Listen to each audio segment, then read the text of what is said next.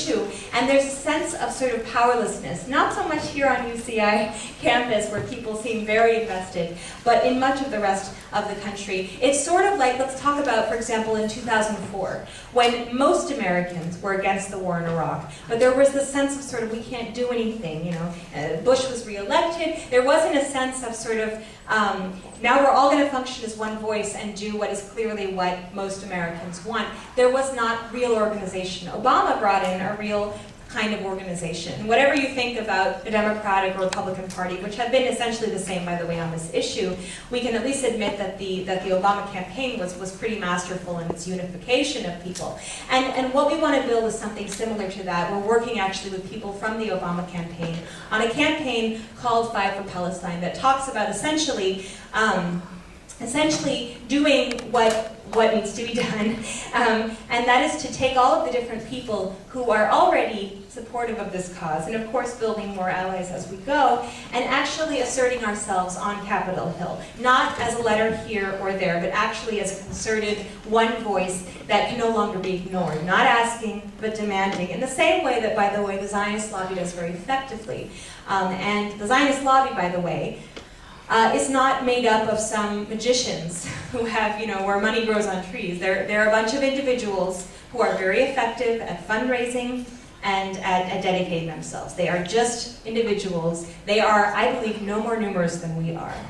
It's not the money, in my opinion, and I'll talk about that more if you want. It's not the numbers, it's the organization. We are not unified, we do each our individual thing, and we do not do all one thing in particular together, and that's what APER proposes to do, in addition to all of the grassroots wonderful activities that are necessary to build the movement. So APER proposes, American Association for Palestinian Equal Rights, proposes to be the pro-Palestine, pro-peace lobby, and basically their policy agenda is this: to condition American support to Israel on Israel's withdrawal from occupied lands, dismantlement of settlements, and the amendment of laws that discriminate against Palestinian Christians and Muslims, to support Israel's peace and human rights movement rather than its military occupations and settlement, to support nonviolent Palestinian efforts to achieve liberty and equal rights. And this, by the way, is not, this is different, for example, from J Street, which talks about sort of end the occupation to save Israel. We're talking about fully reforming Israel such that it would be actually giving, fully reforming whatever government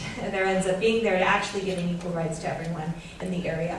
And this has been it's a masterful campaign that has been worked on a whole lot to target people from different groups. So it's not just Democrats, it's not just Republicans, it's not just super leftists, it's everyone. Within the Republican Party, for example, in particular, veterans groups can relate to this, as can property rights organizations, taxpayer accountability groups, church groups. You know, there are a lot of groups within the Conservative Party that would have a vested interest in this. And actually, I've spoken to a lot of conservative communities on this issue who are extremely sympathetic.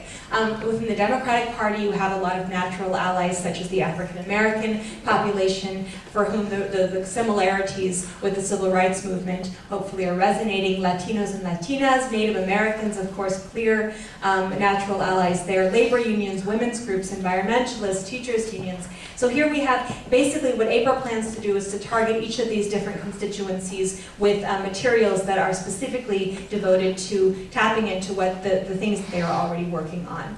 And the way that it's to do this is to develop basically a national office and staff, as well as regional ones, as well as local offices within a particular state or district. And the way that this can be supported, the way that this can actually happen, is if every single individual who cares about this issue will do just one thing in common.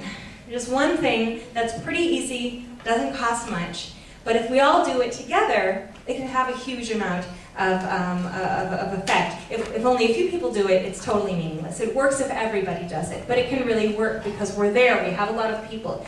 The 5 steps for the Five for Palestine campaign are to learn about the situation in Palestine, to sign up for the campaign updates by visiting fiveforpalestine.org, or by getting one of these postcards. Either you got them coming in or you can get them on your way out, and basically with them you can sign up, put your name on here as well as your email, and then I'll continue here. You can do all the 5 steps here. Contribute $5 a month to the campaign. Once you have a few hundred people in a particular constituency, you open up a local local office, eventually state offices, and of course getting people out there. This is precisely the way both the Obama campaign and AIPAC, by the way, have built themselves up. We definitely have the potential, I think, to do it better than those who are working to preserve the status quo. Recruit 5 family members, friends, etc. Put it on Facebook. APR is all over, by the way, Facebook. And then contact your elected representatives just 5 times a year. You can sign up for any of this by signing this card or by going online. But I know from experience that people get excited about something and then they go home and they forget. So if you think you might forget and want to hold yourself accountable, do sign one of those postcards. We have someone here working actually on campus for the APR campaign. Oh, by the way, actually, sorry, I didn't even finish what I wanted to say here. I want to say that of course, the goal of it is to create a team of professionals, lawyers, to actually go there and lobby with policy experts, consistently produce and deliver compelling information, and basically be effective lobbyists. And then, of course, to target particular officials. So there's about 50 representatives and 10 senators who are either supportive or potentially supportive. This is today within Congress. And to them, we will communicate pressure and compelling policy information, and basically eventually seek support for APR's efforts. Now, there's also those about 100 representatives and 20 senators who are totally opposed, or at least potentially opposed. These are people who are really on the other side, who are very much behind what Israel's doing, and who are ideologically against what we're working for. We ignore them.